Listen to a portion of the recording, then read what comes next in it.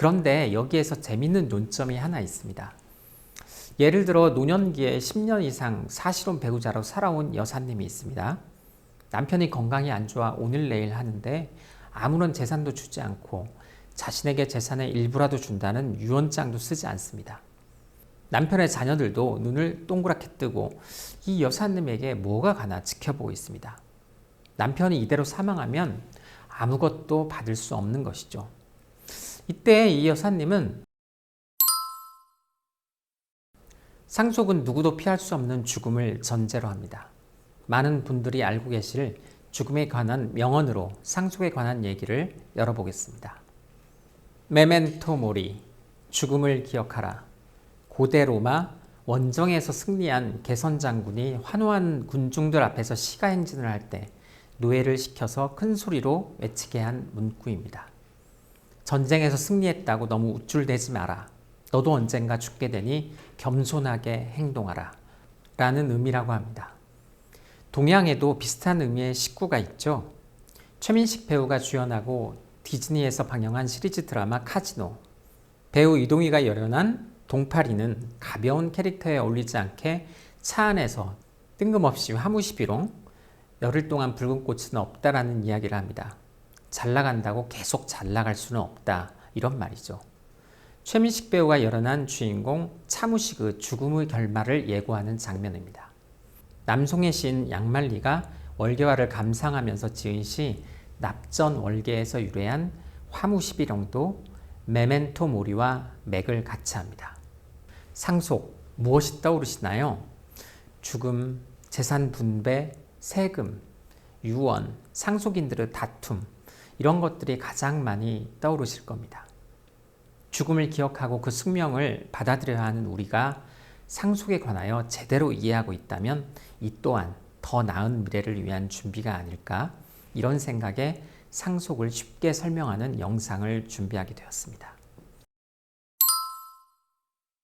오늘의 주제는 누가 상속인인가입니다. 누가 법률에서 인정하고 있는 상속인일까요? 너무 쉬운 질문 같죠?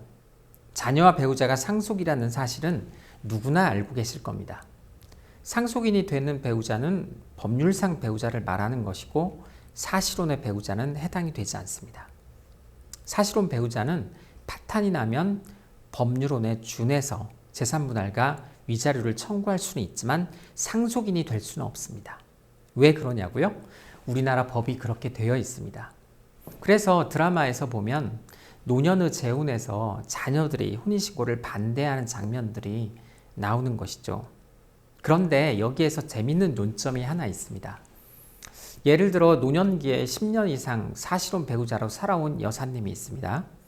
남편이 건강이 안 좋아 오늘 내일 하는데 아무런 재산도 주지 않고 자신에게 재산의 일부라도 준다는 유언장도 쓰지 않습니다. 남편의 자녀들도 눈을 동그랗게 뜨고 이 여사님에게 뭐가 가나 지켜보고 있습니다. 남편이 이대로 사망하면 아무것도 받을 수 없는 것이죠. 이때 이 여사님은 사실혼 파탄을 이유로 재산분할 청구를 할 수 있습니다. 소송 진행 중 남편이 사망을 해도 그 소송은 남편의 자녀들에게 수개되어 재산분할을 인정받을 수 있습니다. 이런 부분까지는 잘 모르시죠? 자, 그러면 상속인의 문제로 돌아오겠습니다. 자녀가 없을 경우 배우자만 상속인일까요? 아닙니다. 망인의 부모님 중 한 분이라도 살아계시면 배우자와 같이 공동상속인이 됩니다. 배우자가 없을 경우 자녀만 상속인이 되는 것과는 다르죠. 자녀도 없고 배우자도 없으면 망인의 부모님만 상속인입니다. 부모님이 먼저 돌아가셨는데 조부모님이 살아계시면 조부모님이 상속인입니다. 형제 자매보다 조부모님이 우선순위인 거죠. 배우자, 자녀, 부모님, 조부모님도 안 계시면 형제 자매가 상속인이 됩니다. 형제 자매도 없다 하면 사촌 이내의 반계 혈족이 상속인이 됩니다. 당연히 사촌보다는 삼촌이 우선이죠. 여기서 한 가지 헷갈리지 말아야 될 게 있는데요. 대습 상속인이라는 개념입니다. 망인, 즉 피상속인이 돌아가시기 전에 자녀들 중 누군가 먼저 사망했다고 가정을 해봅시다. 피상속인보다 먼저 사망한 자녀에게도 다시 자녀나 배우자와 같은 상속인이 있겠죠. 그러면 그 상속인들이 대신 상속을 받게 되는데요. 이를 대습상속이라고 합니다. 예를 들어 피상속인에게 아들, 딸 3명의 상속인이 있다고 해보죠. 그중 딸이 피상속인보다 먼저 사망했고 그 딸에게는 2명의 아들 그리고 남편이 있습니다. 법정 상속분은 어떻게 될까요? 피상속인의 딸이 피상속인보다 먼저 사망했으니까 2명의 아들이 2분의 1씩 상속을 받나요? 아닙니다. 방금 대습상속을 말씀드렸죠? 딸이 살아 있었으면 상속받았을 3분의 1의 지분을 그 딸의 상속인인 남편과 아들 2명이 그 딸의 상속 지분만큼 대습상속을 받게 됩니다. 여기서 법정 상속분, 즉 상속 지분을 말씀드려야 되겠네요. 상속인이 여러 명일 경우 공평하게 1대1대1 이렇게 상속받습니다. 다만 예외가 딱 하나 있죠. 피상속인의 배우자는 다른 상속인이 받는 지분보다 50% 더 받습니다. 배우자와 자녀 2명이 공동상속인일 경우 1.5대 1대 1, 즉 7분의 3, 7분의 2, 7분의 2의 비율로 상속받게 됩니다.